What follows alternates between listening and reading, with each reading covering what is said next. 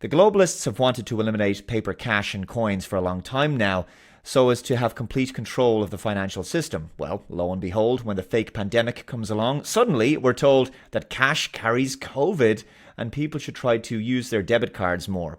Tap-to-pay limits were increased in Ireland from €15 to €50 so as to encourage more cashless purchases in shops and other brick-and-mortar businesses. We've even had more businesses refuse to accept cash in some circumstances, and apparently this is totally fine with our governments, despite the fact that cash is a form of legal tender and every business should be legally obliged to accept it as such. It was truly laughable and kind of disturbing that the public the world over would be taken in by the argument that cash transactions should be reduced to limit the spread of a virus, given that we've known that the elimination of cash has been a high priority of the technocrats for many years now. This next article is from the BL.com. Shanghai banks restrict withdrawals. Rumours about virus spread via cash. Recently, banks across Shanghai shut down automated teller machines transactions, alleging a virus spread via cash. Currently, long lines of people are queuing up in front of banks in Shanghai. Some netizens worry about a wave of mass withdrawals in the future and criticise the banks for intentionally creating panic. It's funny how COVID isn't spread on paper receipts and newspapers, though.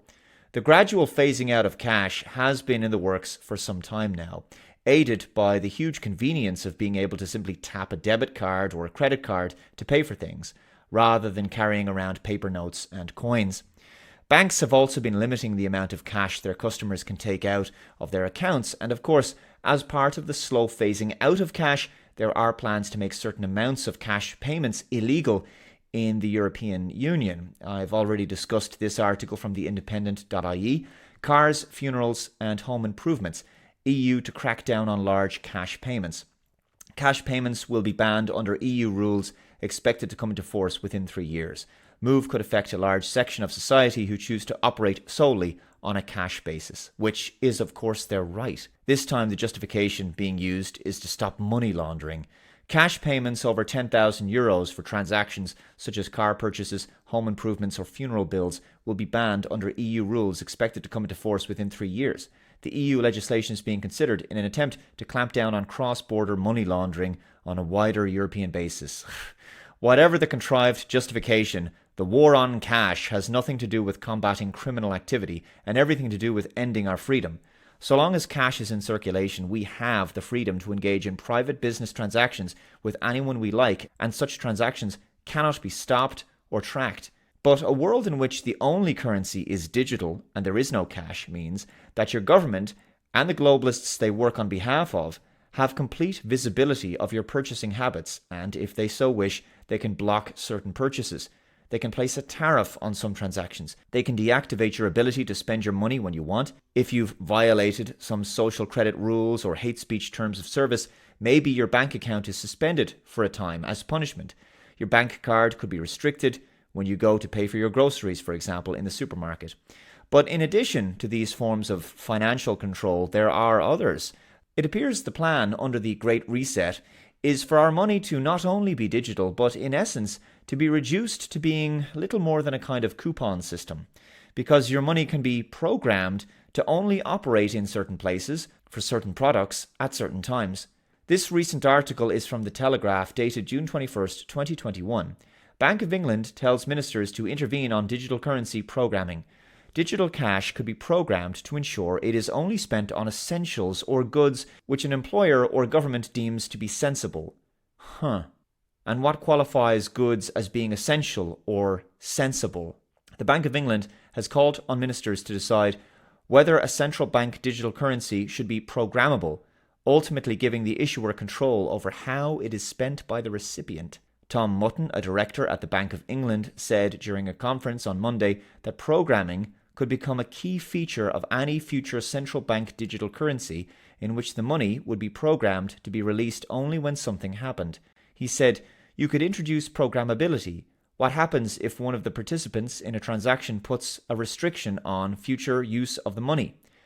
There could be some socially beneficial outcomes from that, preventing activity which is seen to be socially harmful in some way." Who gets to determine what's socially harmful? But at the same time, it could be a restriction on people's freedoms. He warned that the government would be required to intervene and make the final decision. Yeah, because we should just totally trust the government with our freedoms. They're definitely qualified to determine how free we should be. Mr. Mutton said, that is a really delicate debate that needs to be had. It is not something we can settle ourselves. That is for the government to lead on. Or maybe the people to lead on? Because right now the governments are leading the people and not the other way around. Just something to think about. A digital currency could make payments faster, cheaper, and safer. The conveniences.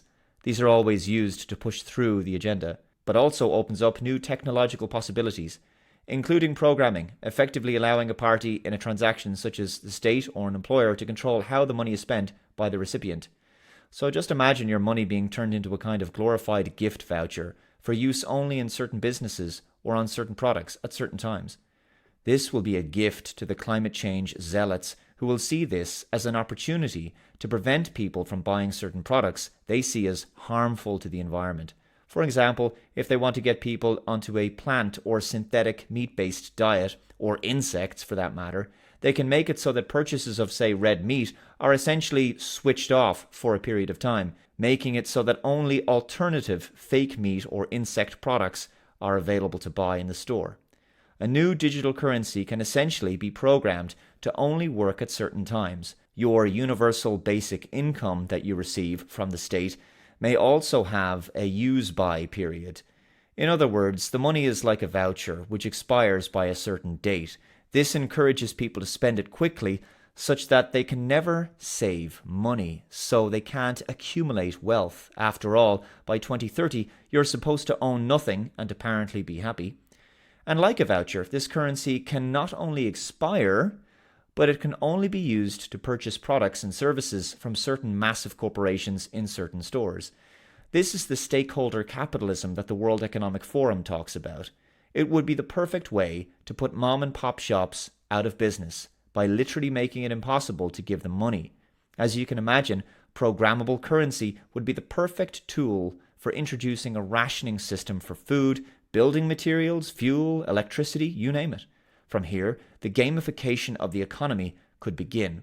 You could earn social credit points by complying with whatever government mandates are put in place, and in exchange, you'll receive some more digital currency rations, or you'll unlock the ability to purchase more stuff. Access to your money could also be switched off if the government believes you've exceeded your carbon emissions quota for the month, or you could be restricted into buying just essential items only. With this technology, the social engineers would have unprecedented levels of control over our lives. The tyranny that the world is facing right now has been made possible only because humanity is now living at a stage of such decadence and comfort that people will do anything to maintain the lifestyle they've become accustomed to, including surrendering their freedoms.